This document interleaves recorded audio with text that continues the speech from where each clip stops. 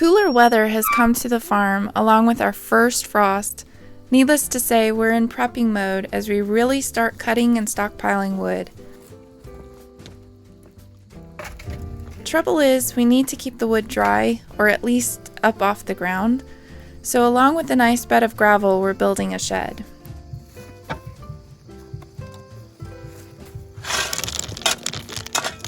This shed will keep a big part of our wood pile dry, and it'll also keep us dry when we're filling the furnace out in the elements. We have another new baby. Our second mama gave birth to a beautiful brown and white faced heifer. We're rotating our cows every few days so they get fresh grazing, and it gives the previous paddock a chance to regenerate as well.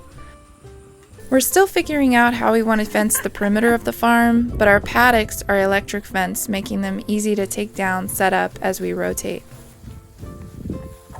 A major priority we have on our hands is to get the existing head chute working and get a proper corral set up. That way, should we need to doctor a cow, we have a place to do it. It's also that time of year when we're tearing out summer plants and old growth. I finally tore out my squash plant this week and harvested a little less than a dozen squash. Now to figure out what to do with all those winter squash. If you have any ideas, be sure to send them my way. For now, this cooler weather has me starting to crave all the soups. I'm starting the season off right with a version of my dad's son of a gun stew. I sometimes joke that Dad had everything but the kitchen sink in his stew. He'd clean out the fridge to make it, filling it with all kinds of vegetables and whatever leftover meat they had. Good. It was hands down one of our favorite meals. My version is vegetable soup without the meat, but it gets its roots from my memories of that son of a gun stew Dad always made. To make this stew, we're going to start with 5 medium-sized potatoes, all diced up, chopped up.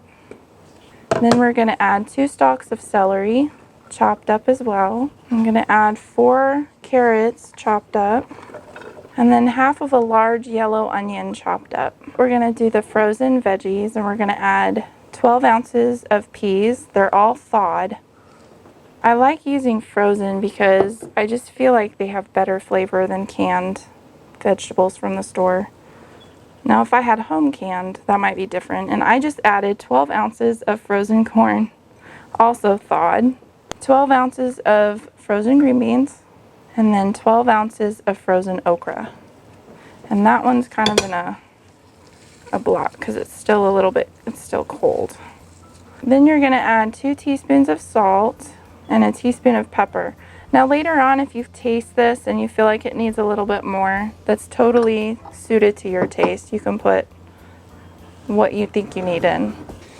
Give this a good shaking. This was the only bottle of vegetable juice that I could get at the store yesterday. They didn't even have V8.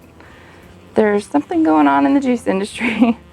So now we're gonna pour in 64 ounces of vegetable juice. I usually like to use V8, but this will work fine. Then we're gonna give everything a really good stir. It's such an easy soup to make, and half of the vegetables you don't even have to chop. That's one of the things I love about it. I can throw it together pretty quickly. And that's it. I'm just going to let it cook. Like I said, I'm going to have it on high for about an hour, and then I'm going to put it down on low for about 3 or 4 hours, maybe a little bit longer. Just depends how long it takes for the vegetables to cook.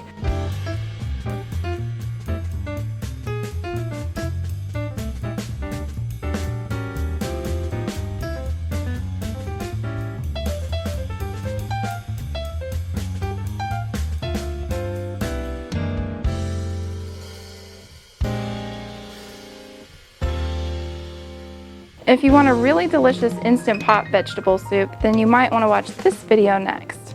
We'll see you guys next time.